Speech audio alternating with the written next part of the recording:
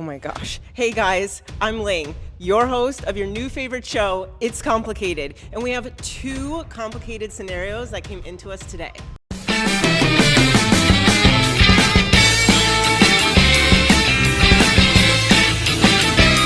Welcome back. I'm so excited to dig into these topics today with my special guest. What do we have?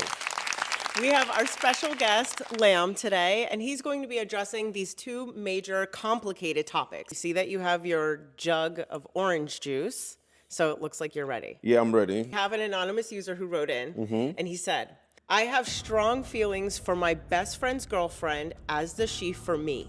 Recently, we were hanging out alone for a night, and we were half an inch away from hooking up when both of us decided it was over the line. I have a major problem because not only is he my best friend, but he's my roommate, and the three of us hang out a lot. She feels if she leaves him, his self-confidence is too low, and he won't be able to pick himself up afterwards. What do they do?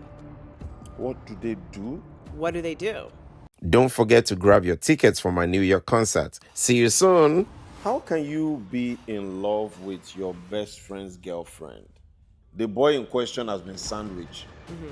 He's been sandwiched. Can you explain a little bit more what you mean when you say he's been sandwiched? Because there are two bonds happening here. I have a problem with the guy. Okay, so let's start Because there. boy code, let's start from there. At what point, what did you do that made your best friend's girlfriend begin to look attractive to your eyes? That's a good point. So when this girl has been coming around, because some boys can be very, very funny.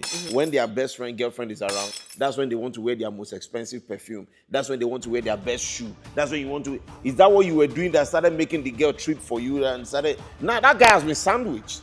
He's living right now with two chameleons.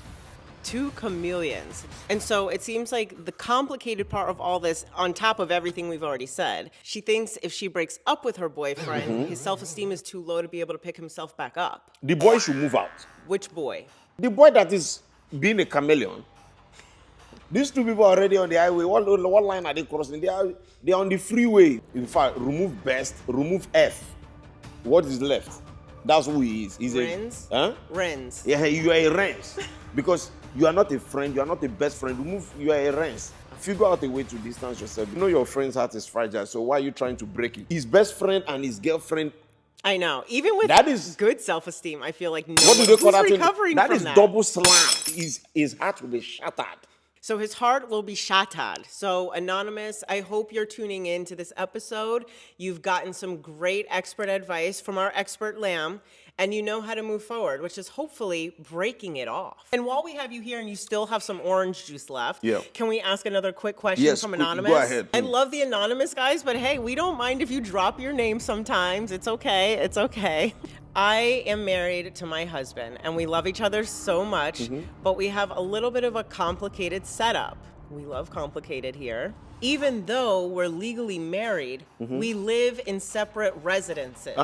We think that this is the best way to keep our marriage spicy and interesting. What do you guys think? Let me take a sip. Take a sip for the two of us, because this one is complicated. Legally married. Yes. And living in two different houses. Living in two different residences. Two different houses. Because they think it's best for their relationship to keep it spicy and interesting.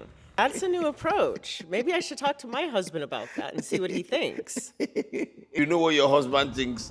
You can invite him to this show and ask him. I've never heard that in my life, that two people are married and it's not a long distance relationship, but they decided not to live in the same house. Somebody is not married. Somebody has a mechanic that is constantly coming to service the front and back tires of the vehicle.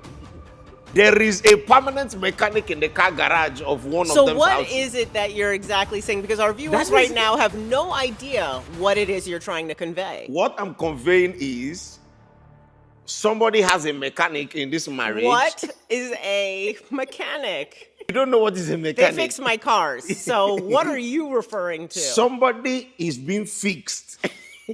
Somebody's tire pressure is being maintained. Is that why you brought me? And on today's episode of It's Complicated, Very complicated. I hope that you understand that for this expert, that situation is so complicated, he's lost for words. I don't know what to say to this situation. They are not married. When it's raining at night, when the roof is leaking, when there is a leaky roof at night, who is going to... Thank you so much for tuning into today's episode of It's Complicated. Very complicated. I'll see you next time. If you invite me, I'll be back.